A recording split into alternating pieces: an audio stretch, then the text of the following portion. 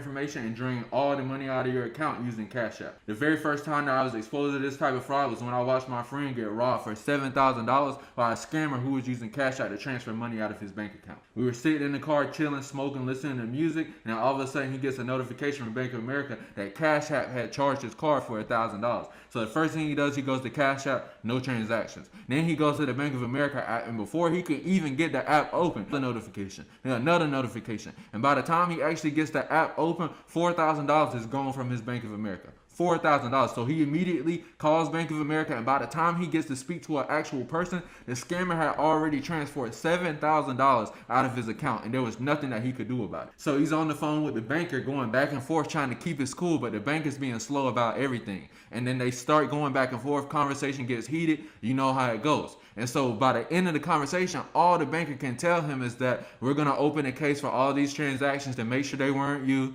and we might be able to reimburse your money, we might not. So he gets off the phone and he's pissed. It takes him over 2 weeks to finally get the bank to reimburse him the money. But here's the catch. The scammer still got away with the $7,000. So the $7,000 that the bank reimbursed him with came out of the bank's insurance policy. So the scammer still won. The scammer still got away with $7,000. So that got us to talking and wondering, how are they doing this? How are scammers making this kind of money? And the things that we learned completely changed our life forever. In this video, I'm going to be explaining how scammers are making anywhere from $65 to $70K a month using Cashapp to transfer money off of stolen debit and credit card information. $60 to $75K a month, easy light work. Now, this video is for educational purposes only. I don't condone any illegal activity. I'm not encouraging YouTube. I'm just letting y'all know what's going on out here so that y'all don't become a victim like my friend did. So that y'all can protect yourself against frauds and scams. This only takes 3 simple steps for a scammer to do. Only 3 simple steps, and a scammer can make anywhere from $2,000 to $5,000 a day stealing money off of stolen debit and credit card information. But before we get into this video, I need to do a giveaway. Every single video, I'm giving away $2,000 to one of the people who watch the video, comment, and join my Telegram channel. The winner for the last video was Amanda. I already DM'd you and got your PayPal information. I'm about to send you your bread right now. If you want the full information for the next giveaway for this video, make sure you watch this video all the way to the end. Once again, it's only 3 simple steps, and I only want to send $2,000 to someone who watched the video all the way to the end. And Amanda, I just sent you your money.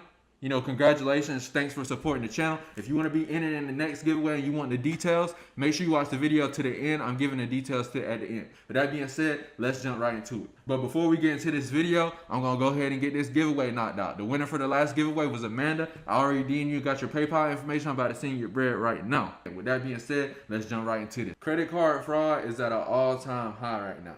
It only takes a scammer less than 15 minutes once they have some stolen debit and credit card information to transfer anywhere from $2,000 to $5,000 using Cashapp.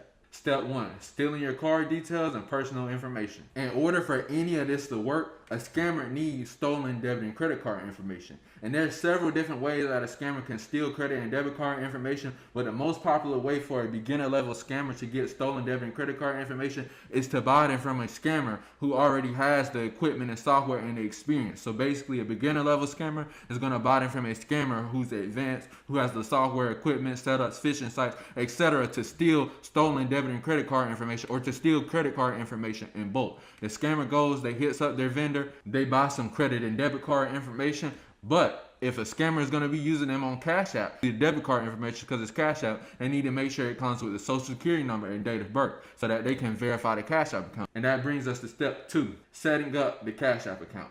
In order to transfer money off of the debit card, obviously they're going to need to set up a Cashapp account. But they can't just use their personal information for obvious purposes. They have to use the information that's on the debit card. And in order to transfer money off of the debit card, if you've ever used Cashapp before, you know that it asks you for stuff like the social security number and date of birth, which is why it's important when the scammer is buying card information from another scammer who's stealing the information in bulk. They need to make sure that the card information that they're getting is coming with the date of birth and social security number so that they can verify the Cashapp account. Now, when the scammer's setting up the Cashapp account, it's pretty self-explanatory. They're just going to use the victim's information. When they're asked for the debit card, they're going to put in the victim's debit card information. Once the scammer has verified the Cashapp account, Cashapp will now let them transfer funds off of the debit card. Now, sometimes on rare occasions, Cashapp will ask the scammer to upload ID, but there's ways around that. But for the purposes of this video, I don't want this video to get taken down, and also I don't want to knock anyone's hustle or ruin anything that scammers have going on. But if you want to know how scammers are getting past the ID verification,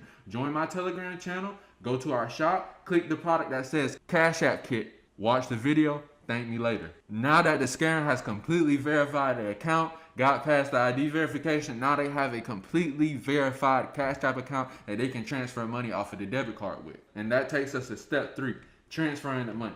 The first thing that the scammer is going to try, similar to like when my friend got here, is they're going to try for $1,000. When the $1,000 goes through, they're going to go for another $1,000, then another $1,000. And they're going to keep doing this until the card declines. Once the card declines, since the Cash App is fully verified, they can send it to any account. Most of the time, they just send it to their personal account and cash out the funds. If they want it to be completely untraceable, they can buy Bitcoin with all the money that's in the balance and send it to any Bitcoin wallet anywhere around the world. However, either way, Cash App doesn't investigate this kind of fraud. They just tell you, make sure that you don't give out your card information to people so that it doesn't happen. But when it does happen, they don't investigate this kind of fraud. So if the scammer wanted to send it to their personal account, they're going to 100% get away with the money and they're not going to get caught every single time. But if the scammer just wanted to be completely untraceable, they could buy Bitcoin and send it to another account. Either way, but there you have it. This is how scammers are making $65 to $75K a month using Cash App to transfer money off of stolen debit and credit card information. And here's a little side note.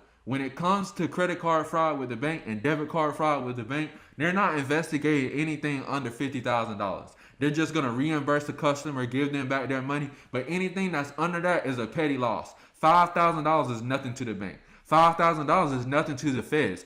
A lot of people don't know this, but in order to investigate a $5,000 loss, it's going to cost the feds more than $5,000, way more than $5,000 to actually investigate it. So that being said, they're not worried about any of the petty stuff that's on Cash App, all these little PayPals, anything under 50. The feds and the bank, they don't care about it. It's a petty loss. Also, all banks have insurance to cover these type of losses, so it's nothing to them. When they get the loss, they report it to their insurance, the customer gets reimbursed, as simple as that. And so with that being said, with this loophole, scammers are making lots and lots of money. Now, this video is for educational purposes only. I'm not encouraging you to go do any illegal activity. Scamming is bad. If you have less than $1 million to your name, then I wouldn't recommend that you try scamming. It's not a good thing to do.